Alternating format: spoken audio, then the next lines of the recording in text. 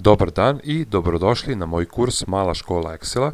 Ovaj kurs je namenjen pre svega početnicima, a takođe i naprednim korisnicima. Ukoliko su vam se svidele i ukoliko ste pogledali prethodne lekcije i ukoliko su vam se iste svidele, zamolio bih vas da lajkujete i zapratite moj kanal, kao i da uključite notifikacije kako biste dobijali obavještenja o budućim lekcijama. U današnjoj lekciji govorit ćemo o premeštanju i pomeranju podataka kao i kopiranju podataka u okviru Excel radne sveske. Kao što vidite na ekranu, imamo našu tabelu, imamo neke podatke u okviru nje. Kada selektujemo sve te podatke i, na primjer, želimo da premestimo na drugo mesto u okviru ovog radnog lista, Sheet 1 je radni list, znači selektujemo sve, stanemo na ivicu ove selekcije, vidite da se kursor promenio iz znaka plus u neki znak sa 4 strelice, klik, levi klik, premestimo našu, da kažem, selekciju na jedno potpuno drugo mesto.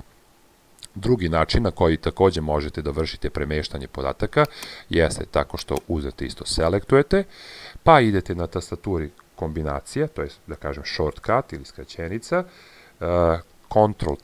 Ctrl X je za da isečete tu selekciju, znaćete da je na taj način obeležena, tako što vidite ove marširajuće mrave, što bih ja rekao, i želite da premestite, na primjer, ovde, Ctrl V na tastaturi i vidite da smo mi iskopirali potpuno naše podatke.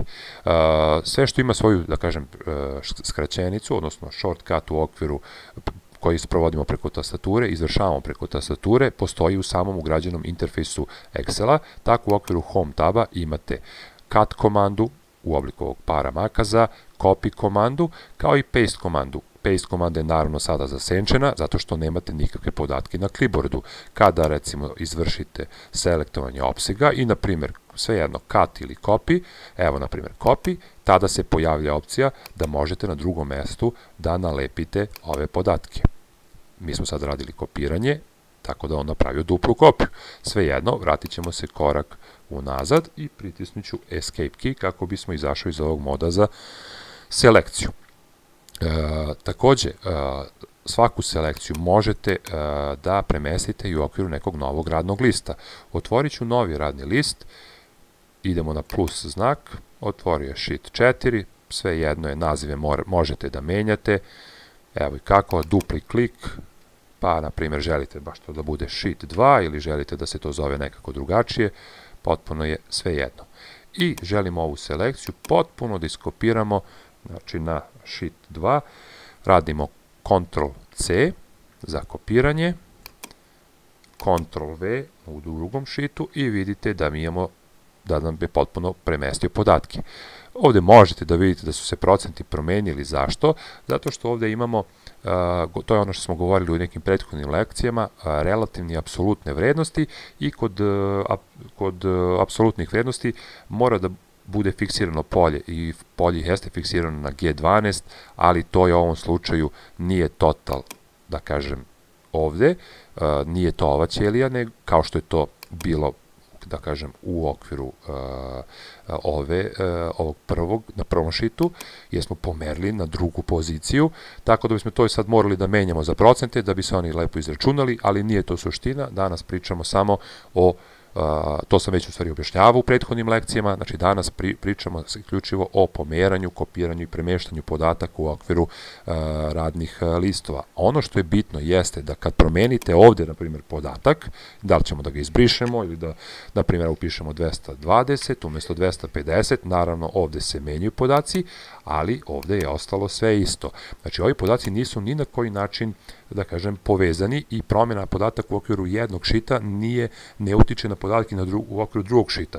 Trenutno je to tako. Naravno ćemo u budućim lekcijama učiti to da povezujemo podatke između šitova, tako da će oni promjenom, da kažem, u jednom podatku u jednom šitu, menjat će se podaci i u drugom šitu, ali za sada je bitno samo da učimo premeštanje, da razumete tu neku logiku, a takođe možete da otvorite potpuno novi workbook, tipa File, New, i da u okviru njega kopirate, da kažem, podatke, znači iz jedne radne sveske u drugu, na primjer, evo, Sheet 1, mi smo iskopirali podatke i evo ovdje ćemo ovako da otvorimo, kaže book 2, isto možemo da nalepimo, znači potpuno svejedno možete da premeštate i u okviru različitih radnih workbookova.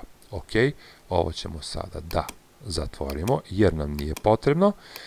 Ono što je također o čemu možemo da pričamo, ajde recimo da zatvorimo, da izbrišemo desni klik, delete i yes.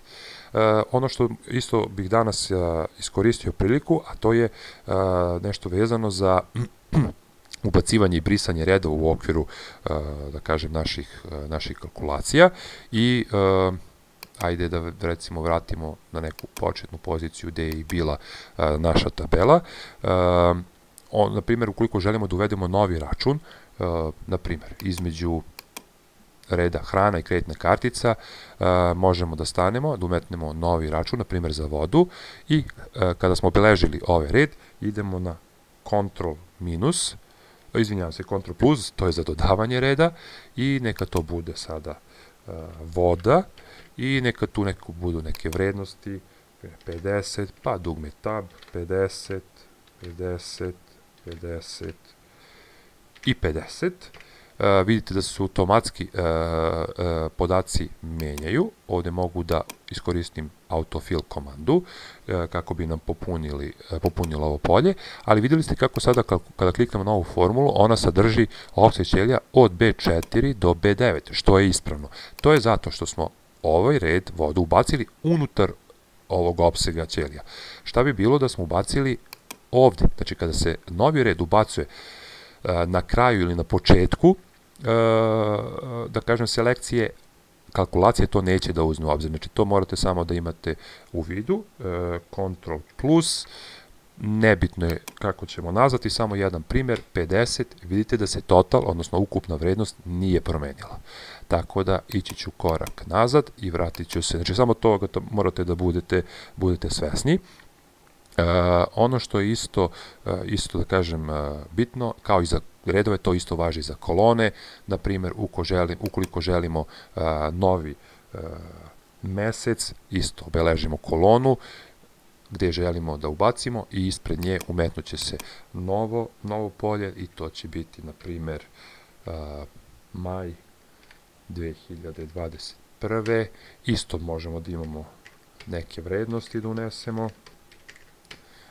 Unećemo i naravno iskoristit ću autofill komandu koja bi nam obračunala sve, da kažem tako, i također ono što sam pričao, sve što imate preko skraćenica imate i na interfejsu Excela, pa u okviru Home taba i Cells, Cell ili ćelije, sekcije za ćeliju imate Insert, pa u okviru nje unesi ćeliju, Insert Sheet Rows, Insert Sheet Columns, i kasnije pričat ćemo i o delete-u, odnosno brisanju, i po brisanju redova, brisanju kolona. Eto, imate sve, da kažem, ovdje, pa možete da istražite i te opcije. Znači ono što sam rekao malo pre, ako red neki želimo da izbrišemo, za vodu selektujemo taj red, CTRL minus, potpuno je izbrisano, želimo da izbrišemo mesec maj, CTRL minus, automatski se, da kažem, sve ove formule updateuju. I kao što vidite, Excel stvarno ima puno opcija i mogu da vam kažem da je ovo samo početak, ovdje smo bukvalno zagrebali samo po površini ovog programa, tako da sve kako vreme prolazi, kako budemo radili malo kompleksnije lekcije, odnosno, što bi ja rekao, malo i konkretnije lekcije, vidjet ćete koje su sve mogućnosti ovog programa. Do tada, puno vas pozdravljam i vidimo se uskoro.